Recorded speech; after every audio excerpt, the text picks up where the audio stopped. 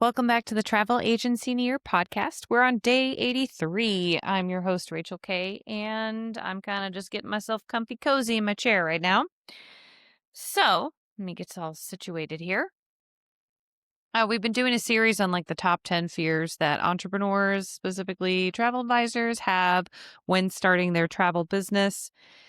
And today is the fear of client satisfaction and client welfare. Can you actually take care of them? That is very intimidating, especially as you scale and you start getting clients that are like people you don't even know. They aren't friends, they aren't family, they aren't people in your town.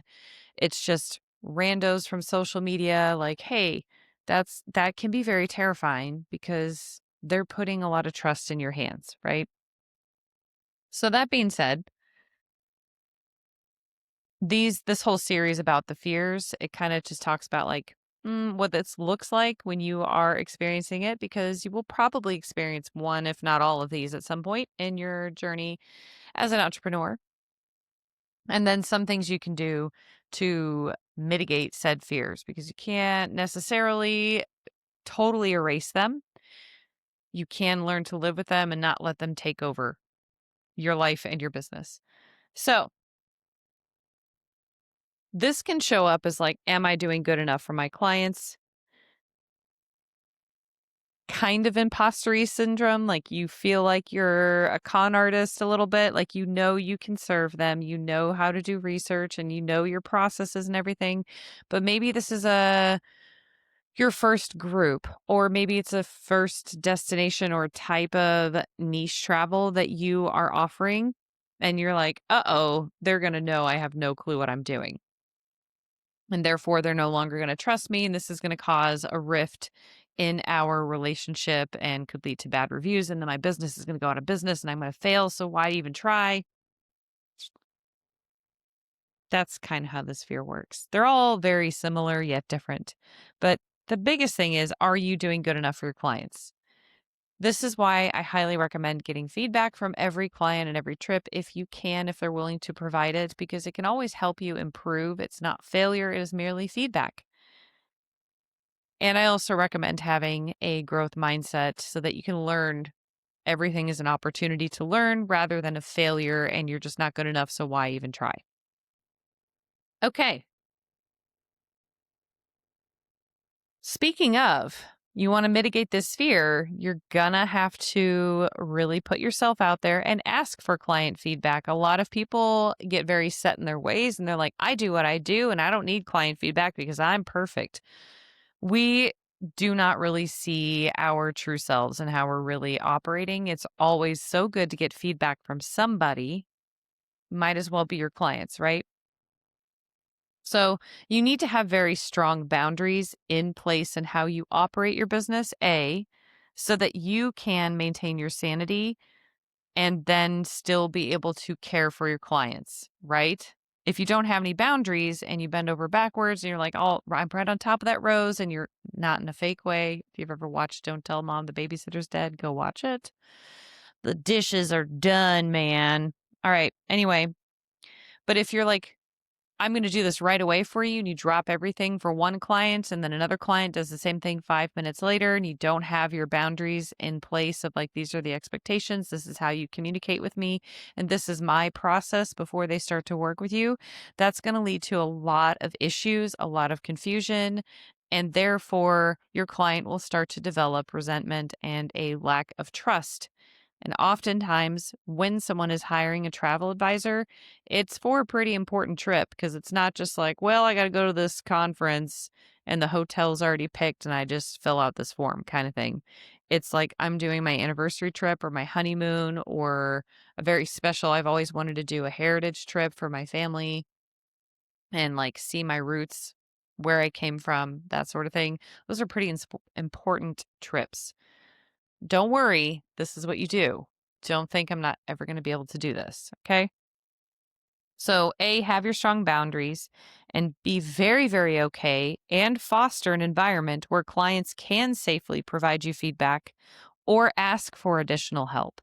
So, for me, as an example, when I was doing destination weddings, my bride and groom They could email me and they could text me, and I would tell them I don't have text notifications on. So if I don't see your text right away, it's because I don't hear the ding. I just check my texts periodically throughout each day. And if I see it, I see it. If I don't check text that day, I'm probably sick or something, or just don't want to have a day with my phone. Email is best.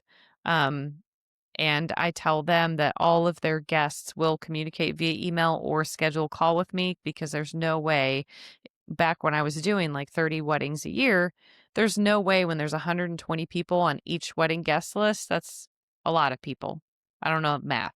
120 times 30, two zeros, 3,600 people.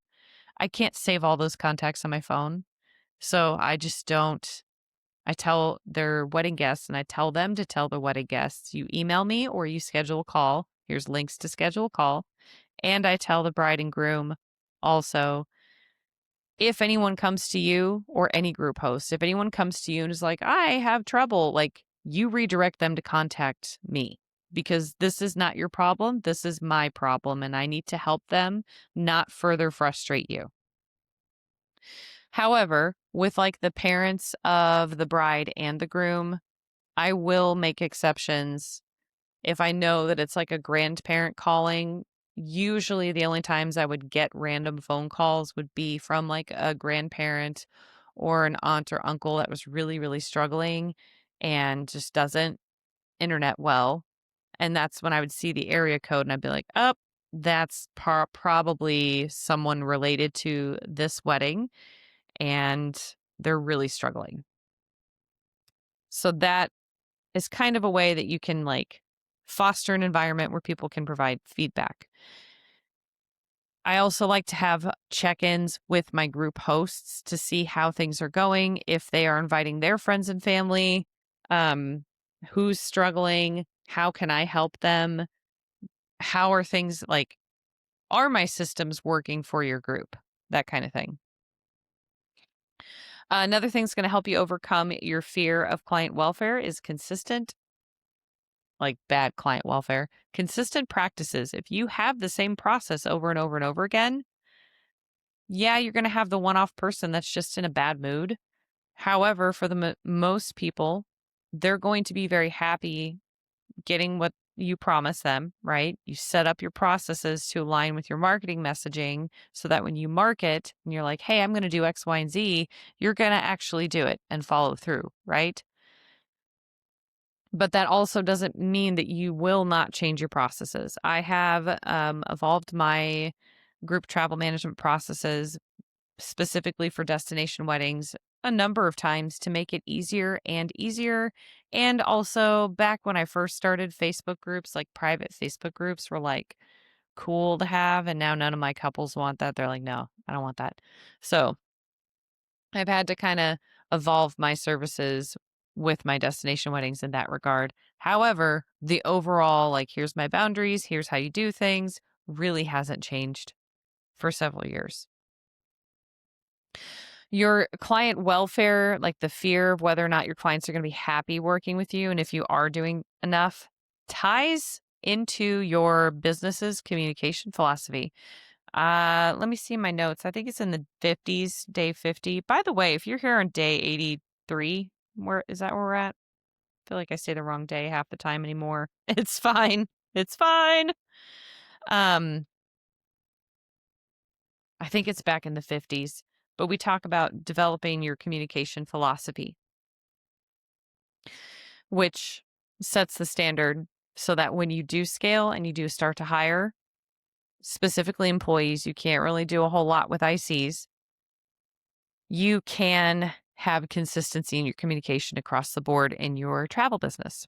And that's going to also help alleviate your fear of client satisfaction and client welfare. If you have a strong communication philosophy developed, you know exactly how you're going to speak to them. Again, that's also tied to your boundaries. So that can be very, very helpful to alleviate this fear. So, what I'm saying is, this fear, if you think about it, is kind of coming from I'm not really prepared. I don't really have anything in place. And if you want my dad to talk to you right now, if you fail to plan, plan to fail. So I know some people hate that phrase. I don't care. Now, when it comes to social media feedback, if someone is a client of yours or Google My Business, I consider that kind of social media as well in a little bit. It's internet. It's media. Anyway, you will start to get unhappy people when you start serving enough clients. It's like impossible to always have 5-star reviews for thousands of people. If you see people with businesses like that where it's 5 stars every single person, they most likely bought those reviews. Okay? So if you see like someone, I don't look at anyone's reviews, but if you see someone with like 2,000 reviews and it's like 4.9 stars, they bought most of those reviews. So don't worry if it's like a competitor of yours or someone you're aspiring to be and you're like, gosh, I could never have that many. 4.5 to 4.7 when you start to get into the thousands is like decent, you know? Okay. What I'm saying is if you get a bad review, if you get people trashing you on social media, do not be a child, grow up, but do not block them. Do not ban them. Do not trash anyone that disagrees with how you do things because it's just negative feedback. And just because you aren't satisfying one person doesn't mean you're not going to satisfy everyone. And when people have to call people out for trashing them and how they do things, like, newsflash, you instantly look like a 7-year-old who cannot emotionally regulate yourself. And it promotes that you're okay with displaying emotional immaturity and reacting instead of responding. Now, I'm not saying don't block or ban people if they're like, I'm going to murder you. Like, that's clearly a different story. But if someone's like, I don't like how XYZ Travel did this, this, and this, and I wasn't satisfied, like, you need to thank them for that feedback because that's going to help you rather than be like, this person's terrible. Only block or ban if your actual life is in danger, not your ego. Don't be a child, okay? And don't perpetuate that it's like, don't normalize that being emotionally immature and acting like this is how adults should be. Okay. I feel like I'm yelling into the microphone all the time. I should probably lean back, but I'm like right on the mic. So you should thank people for any negative reviews and consider if there is room for improvement in your services. So I know for a while the only bad reviews I've ever gotten personally were people that, like, none of our agents knew who this was. And so we tried to ask them who the heck you're talking about, and we never got an answer. Um, but if people are bashing you, you should be like, thank you. Now, if they're just like completely also being childish and they're like, they smell bad and I just don't like their face and like none of it makes sense to your service, like people are going to leave reviews like that. Not that I'm not saying it's going to happen to you. And also it could happen to you. So don't thank them. I mean, you could be like, thanks for your feedback. I'll try to shower more often or whatever it is. If it's like completely irrelevant to the trip. Sometimes you can get negative feedback with your tone, and that is something that you can work to improve on. I'm trying to think. The scariest part is getting the negative reviews if someone has a bad experience versus a good experience. And this is why I say if there's like thousands of 5-star reviews they've been bought and paid for. And this is from a hospitality and tourism class I took in college. And I remember the professor saying, if someone really enjoys your service experience, they might tell 4 people. They're probably not going to leave a good review.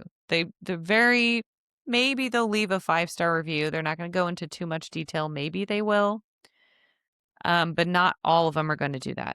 At most, they're going to tell 4 people, I had this wonderful experience with so-and-so travel advisor. If they have a bad experience, they will tell 20 people.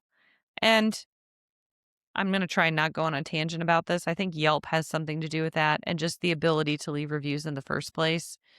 There's an old South Park episode, I think, that came out probably 15 years ago, I think, and it's Stan's dad, Randy Marsh, I think, who's like, "Do you know who I am? I'm a Yelper," and da da da da da. And like, kind of influencers do that too now. Like, I'm an influencer. I should get my meal for free. And then they'll leave a bad review or threaten to leave one if their tab isn't comped. Those are just crappy people. It's fine. So, anyway, finally, I'm just kind of going on a tangent. There's always conflict resolution. If all you could do is be a child about it, be like, "Oh my God, look at what this person said to me," and like block and ban them and just like, that's not healthy. That's not good. That's not mature. What are you doing? You're embarrassing yourself. But you can work on your conflict resolution skills. And I'll tell you, it's when conflict does come up between a client and myself, occasionally, like sometimes there was like a wedding guest that was trying to stir up trouble, and I'd be like, "Hey, calm down. I'm not here to screw you guys over." you know, you can cross that bridge and realize, okay, we aren't a perfect fit for each other, but I'm going to continue doing the best I can for you. So back to the 4 agreements, always do your best. Be impeccable with your word. Don't assume anything and don't take anything personally. Having boundaries in your business is an excellent foundation to prevent conflicts because you clearly state, if you do this, then this will happen. If you call me at midnight, I will not answer. You know what I mean? I will be asleep. However, you also need to work on practicing thorough communications, and patience is going to help because conflict's just a part of life. So, with regards to patience, I like to think of every client I work with is roughly 8 years old in terms of like literacy levels and communication understanding. So that way I'm not like tempted to throw in a bunch of jargon terms and industry terms and confuse them. Like I want to make it as simple and clear as possible. I don't want to ramble on forever. And I also think of them, especially when I'm creating workflows, but even my emails that I reply to, like that I get in on a daily basis, they have never traveled before ever in their life. So I know I cover everything that needs to be covered, even if they don't need that information, even if they're fully aware. But on the off chance they try to say, "You didn't do XYZ," or "You didn't say this to me, this is all your fault," I don't get that at all because I'm very, very clear. And I'm like, okay, you need to be at the airport as recommended 3 hour minimum before an international flight. Even if you book your flights on your own, da da da da, your transportation company is probably going to pick you up about 4 hours prior to your flight departing, like between 3.5 and 4 hours, depending on, where they're at.